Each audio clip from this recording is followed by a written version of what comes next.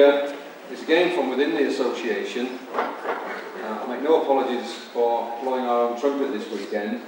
He currently is the editor of our publication UFO Times, but during his long connection with BUFORA has served numerous posts within the association.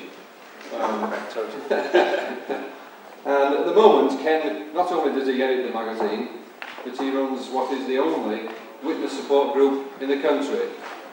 We welcome Mr. Ken Phillips. Thank you.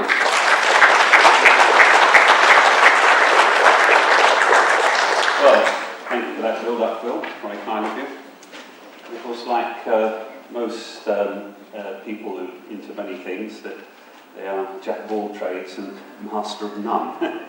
However, I do try my best. Well, trying to follow on from that speaker, as they say in the theatrical profession, follow that act. Well, I'll do my best with my observations of my experience with the support group. This group was founded about 2.5 years ago, basically in response to the needs of people who've undergone close encounter experiences, such as Dr. John Shaw has just described. And it is on this formation of the group and its recent history that I'm going to base this paper. The paper will begin with how the Witness Support Group came into being and why, and then go on to the sort of topics discussed within the group, and then look at the way close encounter UFO experiences have affected the lives of the witnesses. We shall also look at how the witnesses expect the group to develop in the future, i.e., as a self-help group dedicated to advancing the cause of the witnesses and to make society in general aware of the reality of the problems that UFO experiences cause. Finally, we shall examine how far witnesses feel they have progressed over the past 2.5 years since the group was formed in terms of achieving the aforementioned aims and objectives.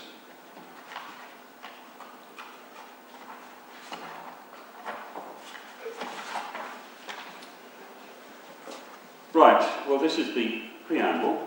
In the late summer of 1989, a rather curious case was brought to my attention by BUFORA's Director of Investigations, Jenny Randalls.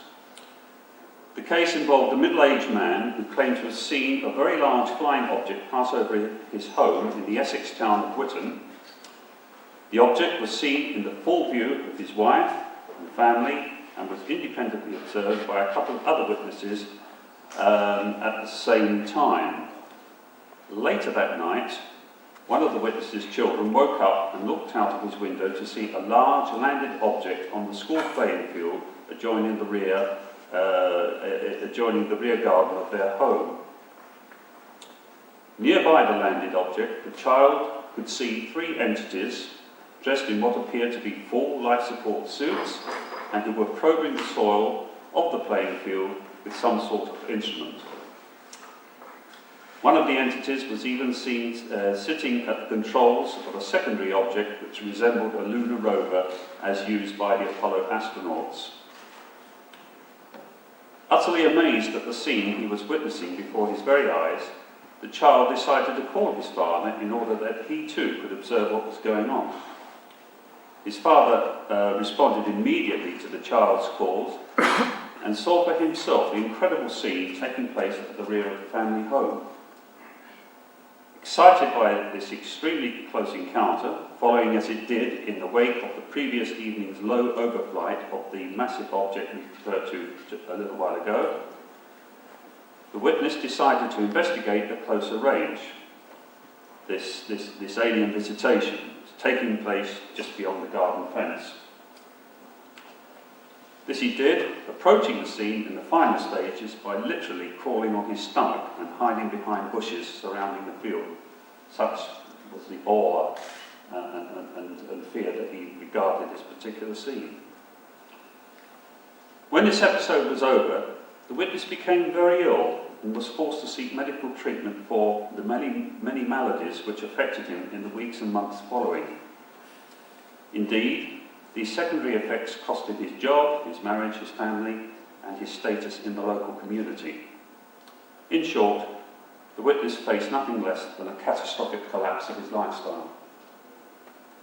Now, as fascinating as this report is, and I can spend all day discussing its nature and implications, it is not the purpose of this paper to establish the true stimulus of what happened on that fateful night in Whitton, but rather we shall examine the aftermath of the experience, not only of this case but of others as well, and in particular at the way close encounter UFO experiences have shaped the lives of the witnesses,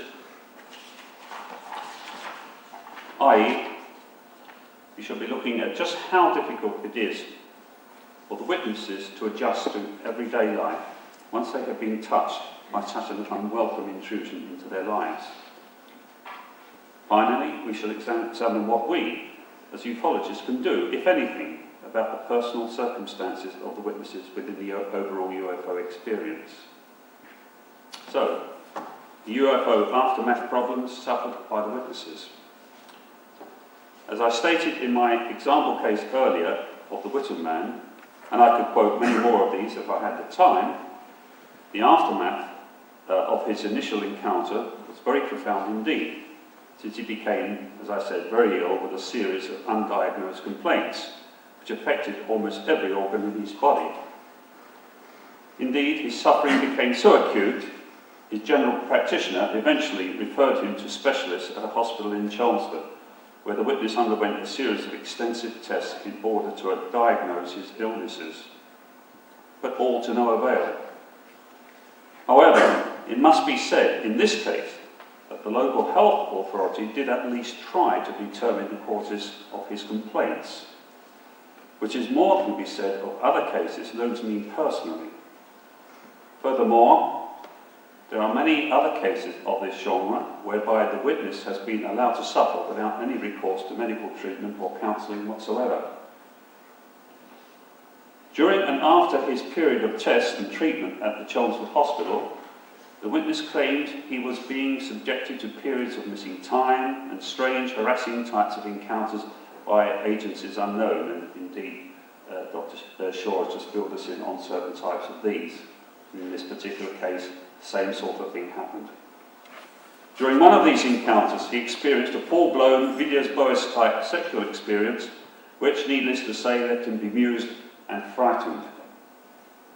Summing up then, he lost his job, he lost his dignity, he lost his self-respect, and finally, he lost that last bastion of refuge and support, his wife and family. In this desperate and fraught situation, the witness decided to turn for help and advice from that most august body of enlightened people who go under the name of ufologists. Little did he know what he was letting himself in for. Without mentioning any names, and I hasten to interject here, it didn't involve Jenny Randalls in any way, but other people. Without mentioning any names, he was met with disbelief, contempt, indifference and buck-passing, such that he was beginning to wonder if he had approached the right people to deal with his case.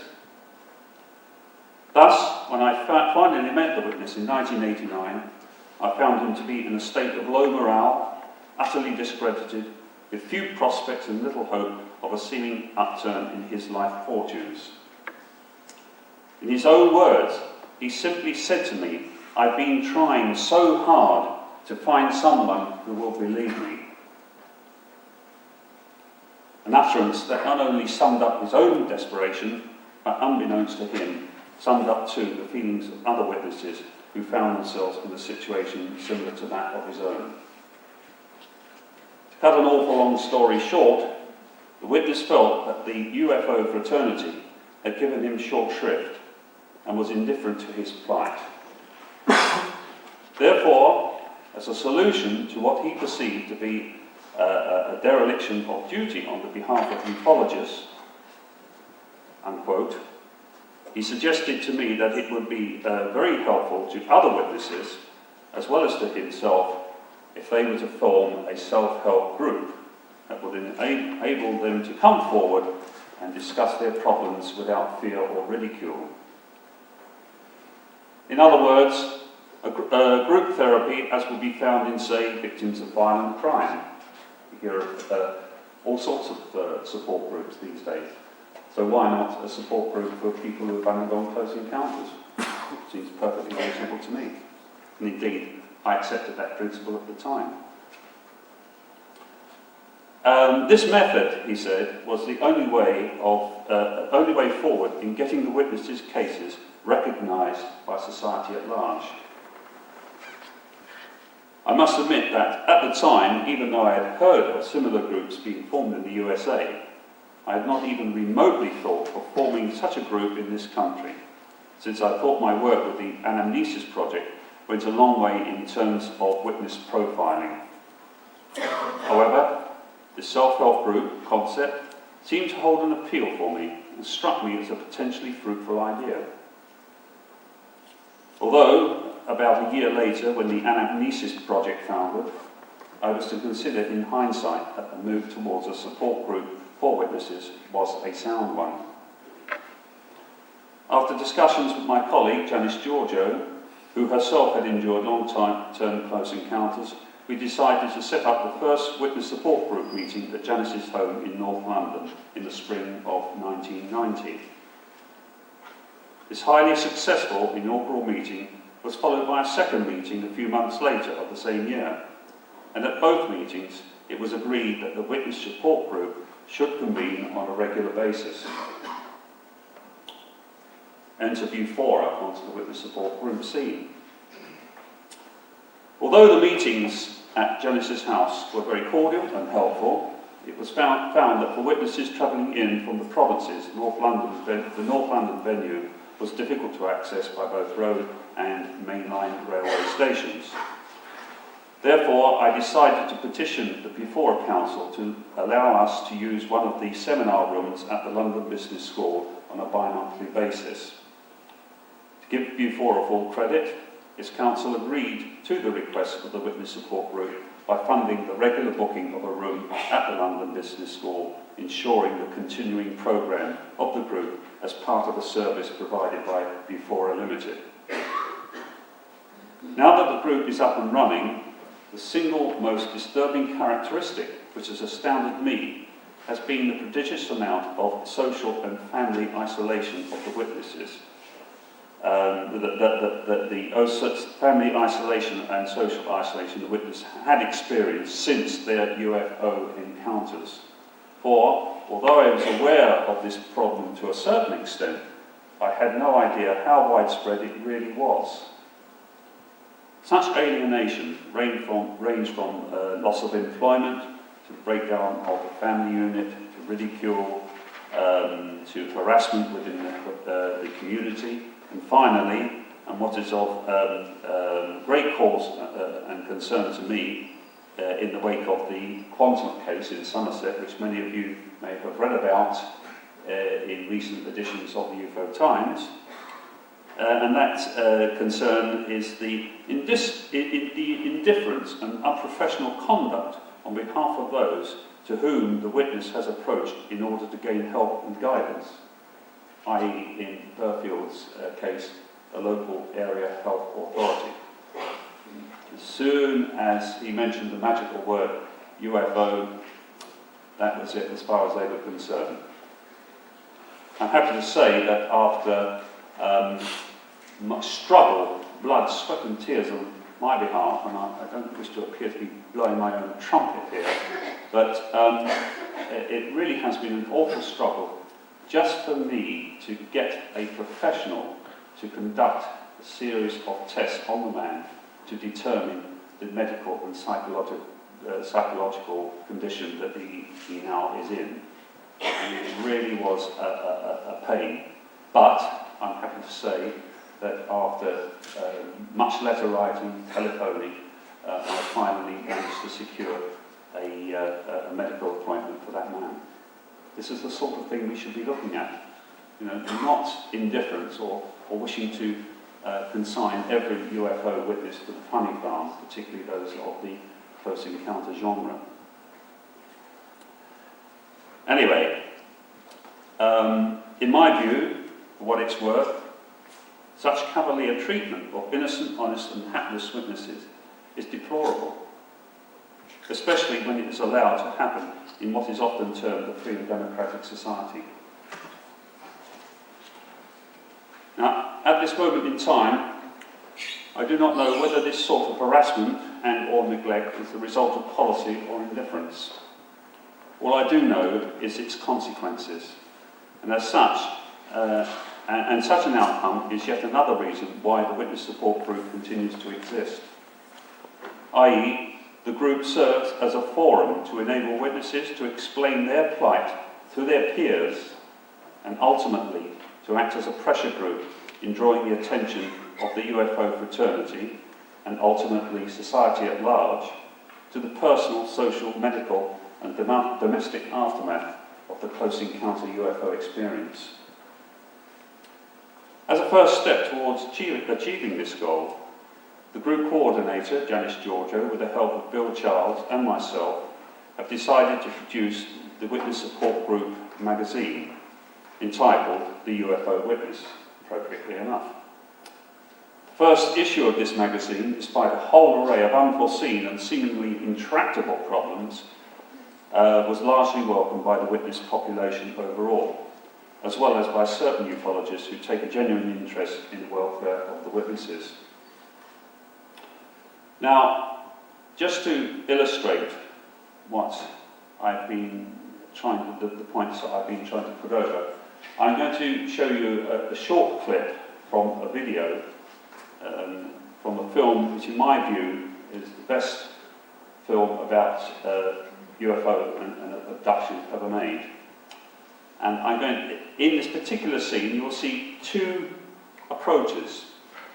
The first one involves law enforcement.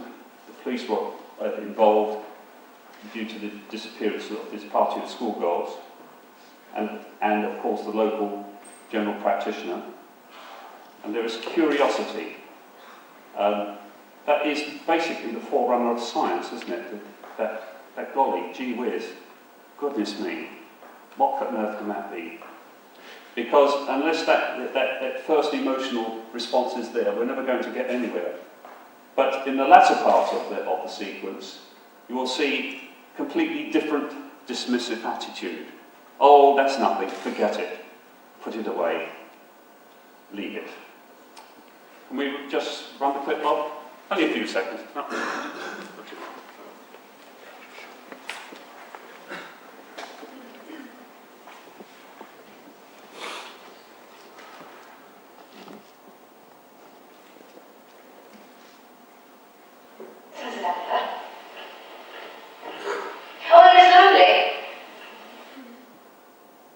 Something's gone wrong. That is not. Oh, here we go. Here we go.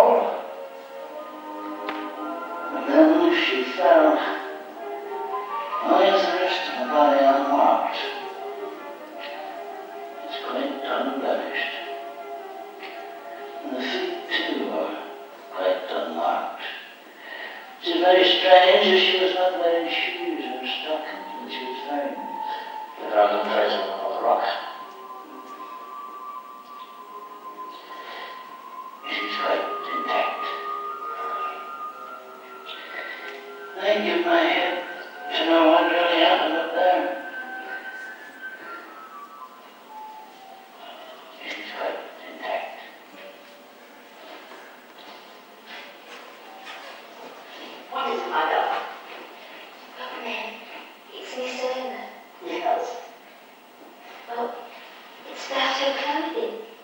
What is your idea?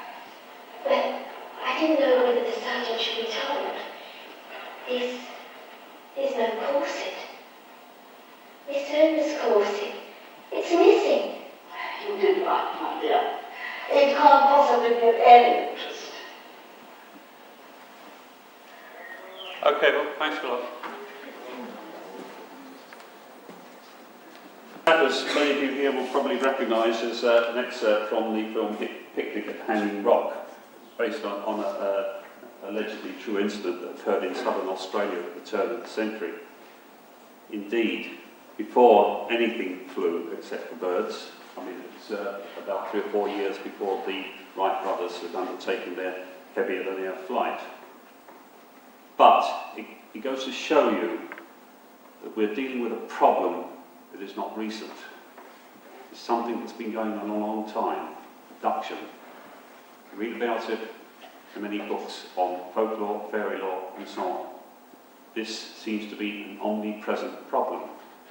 And now we find ourselves in a position, hopefully, to deal with it in an adult and open-minded way.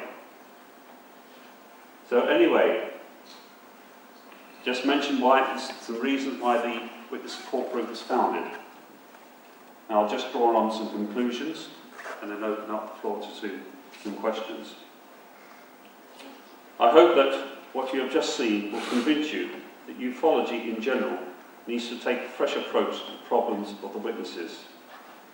This does not mean, of course, that we should become social or medical workers. That's not exactly at all what I'm asking. Nor should we seek to reinforce the events as we reported. But we should, at least, attempt to be more sensitive and empathic to the social injustices brought about by the witnesses innocently reporting bizarre events. What this means in practice is that we must confront instances of harassment and conduct unbecoming on behalf of professionals who treat these cases misappropriately. If investigators do come across such indifferent treatment, then counterbalance it by writing to the witness's GP or consultant, to the point of making oneself a confounded nuisance. Such action has already been taken, as I said, in terms of the Quantock or Tony Burfield case.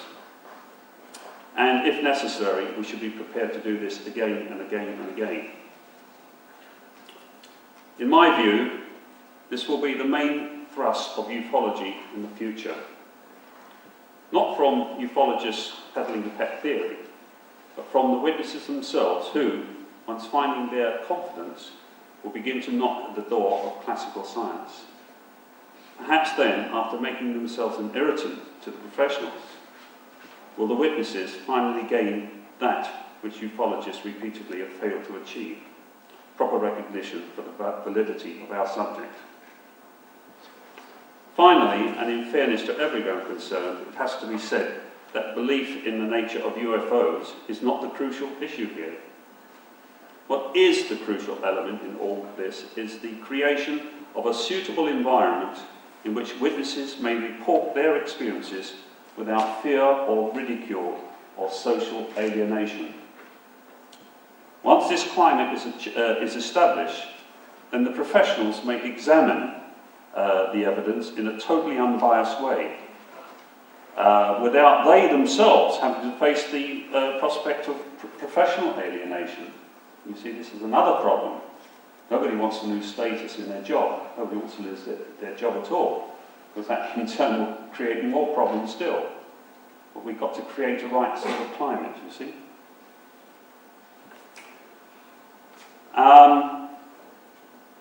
For so it is, as with many other controversial subjects, once society becomes aware that a problem exists, business of procedures and funding become a matter of course. And from then onwards, it is downhill all the way. Testable hypotheses will inevitably be established, leading hopefully to well-grounded theories and predictions about our highly elusive quarry that goes under the name of UFO. Ladies and gentlemen, I thank you not only for listening to me, but for your anticipated willingness to give the witnesses a fairer hearing.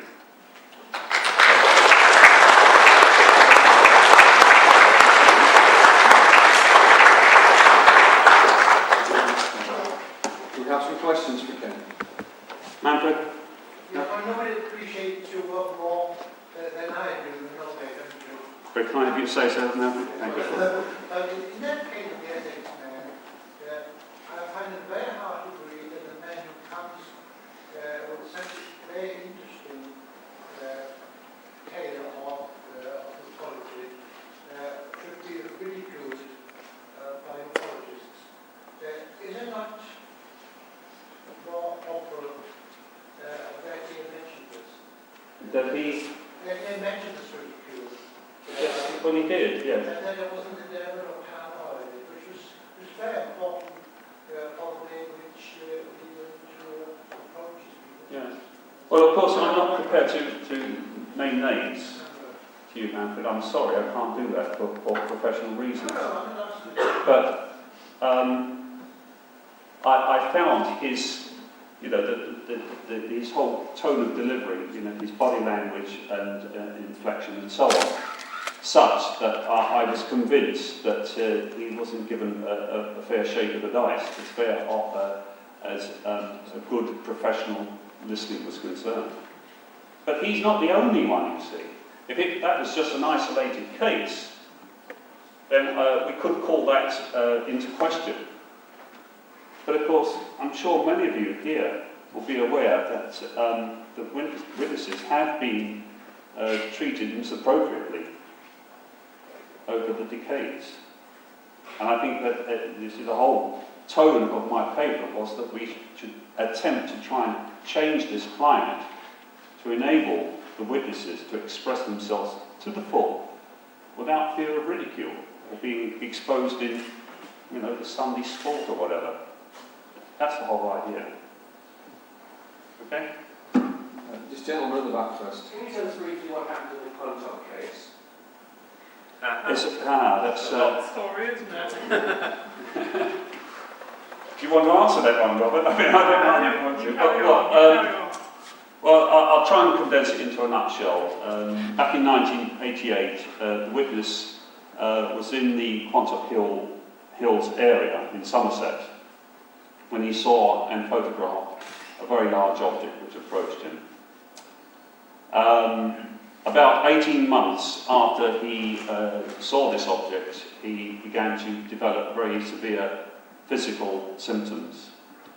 And as a result of these physical complaints, he naturally enough went to his GP, who was unable to treat him.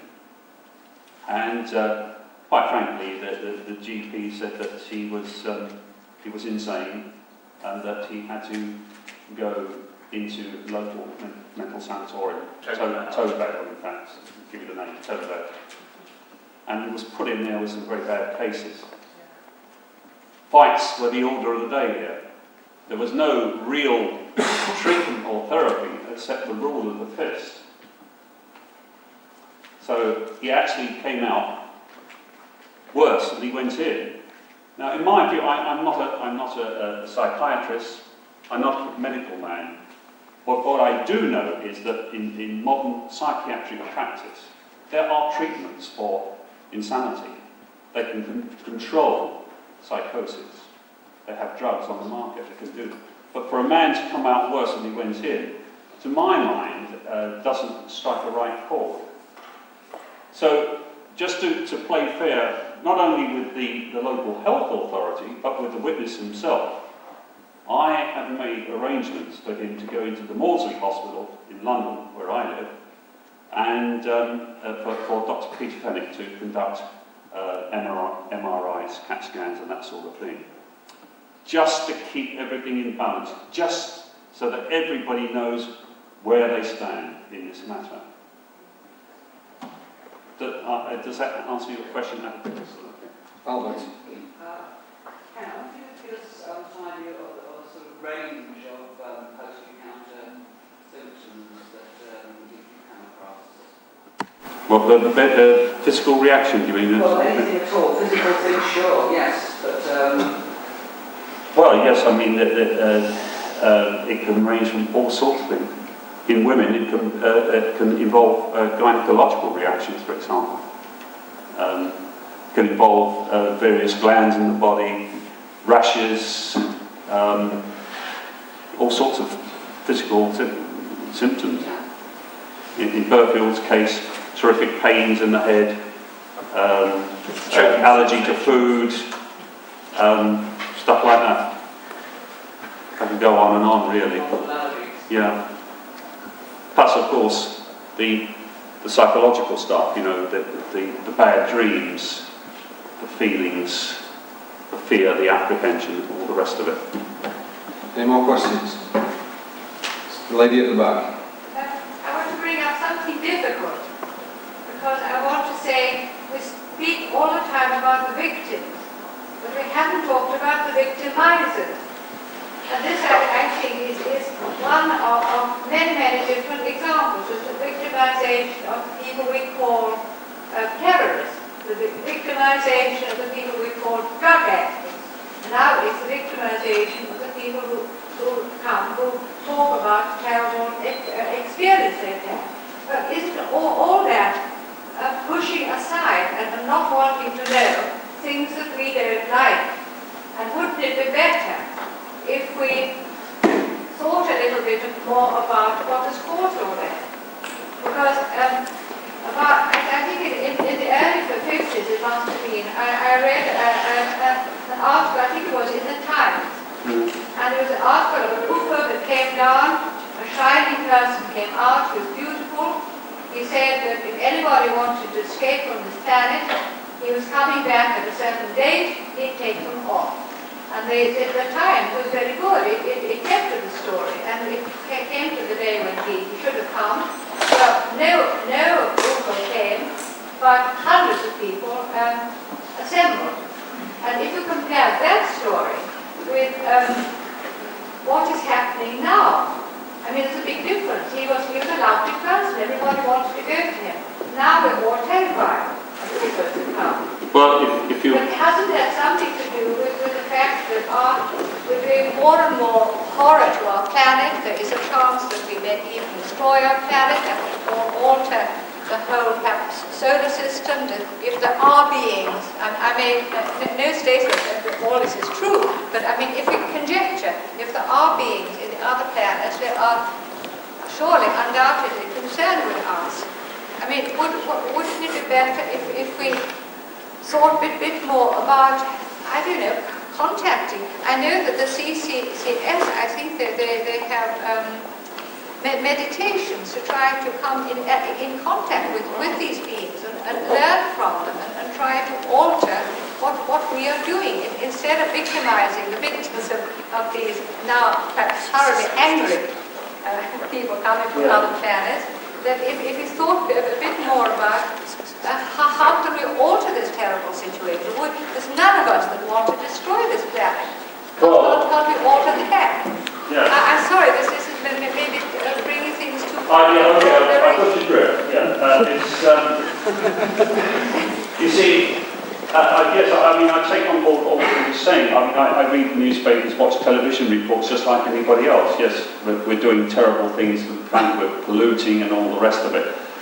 But you see, with this particular game we're in, I don't know who the terrorists are. And as far as I'm aware, nobody else does either.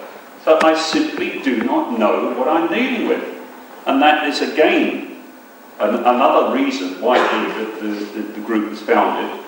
The ethos of the witness-led investigation, to use John Spencer's term, because I'm struggling, because I've never seen a UFO, never had a contact and all the rest of it, all I can really do is try and stand in the shoes of the witness and get as near to the experience as I possibly can. But even that is literally light years away from what they have actually gone through.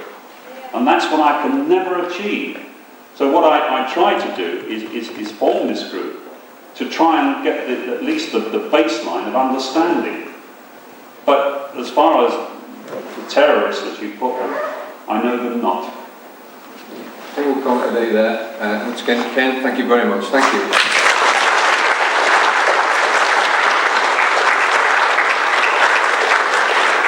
We're going to take an early break, and there is a coffee machine available across the way in the foyer, and there is some cold drinks available in the foyer here. We'll actually reconvene.